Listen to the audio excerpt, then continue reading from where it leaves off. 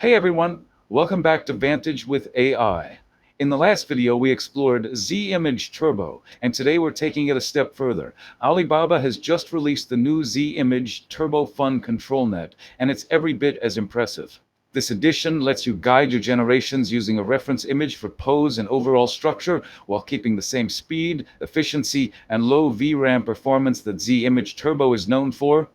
Before we start, let's quickly cover the models you'll need for this workflow. First, download the Z-Image-Turbo model in .safedenzers format. If you're on limited VRAM, you can switch to the GGUF version.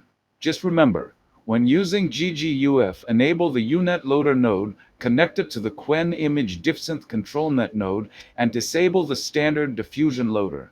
You'll need one additional model for this workflow, the Z-Image-Turbo Fun ControlNet model. You'll also need the clip text encoder Quen4b.safetensors and the fluxvaea.safetensors as usual.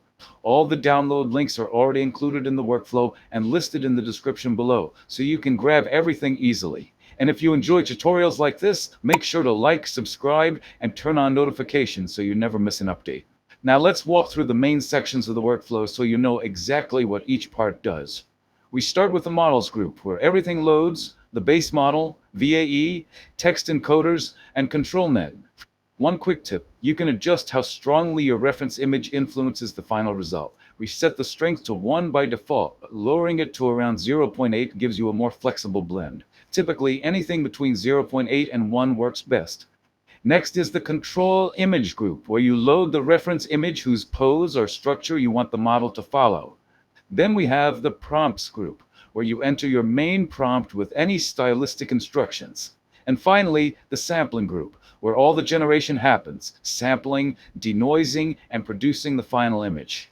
Let's jump in and see how it works. For our test, we're using this reference image of a woman in a strong superhero pose, hands on her hips, confident expression, dramatic lighting, and a very clean, defined silhouette. In the prompt, we're asking the model to take that same pose and reinterpret it as a high-fashion magazine cover. The subject becomes a middle-aged woman in a casual t-shirt and jeans, standing in a jungle with cinematic lighting. We also include specific magazine elements: the main title, Granny, at the top, summer fashion as a cover line, and a small issue date. Let's run it.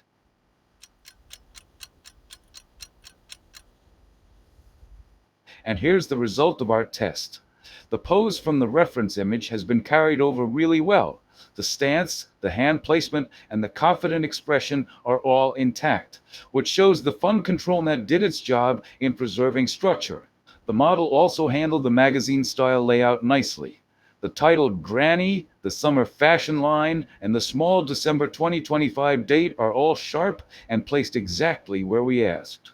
The jungle background and the lighting look cinematic with clean highlights on the face and clothing. And interestingly, the model even kept the super logo from the original image, blending it into the new t-shirt design, a fun, creative choice that still fits the overall look. And that wraps up our test with the new Fun ControlNet for Z-Image-Turbo. It's impressive to see how well it blends the reference pose with completely new creative directions while keeping the image sharp and photorealistic. If you're enjoying these workflow breakdowns and AI experiments, don't forget to like, subscribe, and hit the notifications bell so you never miss the next update. Thanks for watching, and I'll see you in the next one.